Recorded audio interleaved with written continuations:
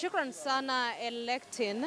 Kwa kweli hapa kaunti ya Nakuru hisia tofauti zinazidi kuibuliwa kuhusiana tu na jinsi maafisa wa polisi wamekuwa wakishirikiana na wakazi au na Wakenya katika kaunti tofauti na haswa katika maandamano ya hapo Nairobi tu. Lakini bila kupoteza wakati ningependa niweze kuungana na wakazi ambao wako tayari kuweza kutoa hisia zao. Karibu sana kwenye runinga ya K24, tueleze jina lako. Tumeona jinsi maafisa wa polisi wamekuwa wakishirikiana na wale ambao ni Wakenya. Tumeona kwamba kumekuwa na ukatili katika maeneo tofauti ya nchi. Hisia zako kuhusiana na hilo ni zipi? Kwa majina yangu naitwa Hosea Maina.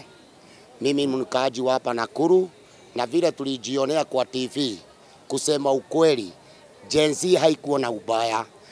Maaskari ndio walikuwa na ubaya na Gen Z. Kwa sababu Chakaja aliandika maghost wa kwanza.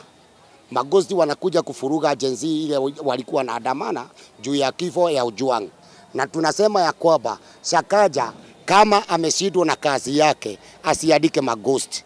Na nakwambia Ruto, kusema ukweli, kama watu ndio wanakuharibia inchi, ukae chini ujue ni kitu gani unafanya na nchi yetu ya Kenya. Wewe ndio kiongozi na wewe ndio president wetu, na tulikuchagua. Tukiona askari ameshika bunduki na huyo kijana alikuwa amebeba mask akapigwa risasi ya kichwa, hiyo ni kitu moja unaweza angalia. Tunaona Chakaja akikoboa mapikipiki na wa marugu akipiga wale walikuwa na andamana, na tukaona mzee mwingine aliwekwa chini na wale watu walibeba marugu. Askari wetu, kwani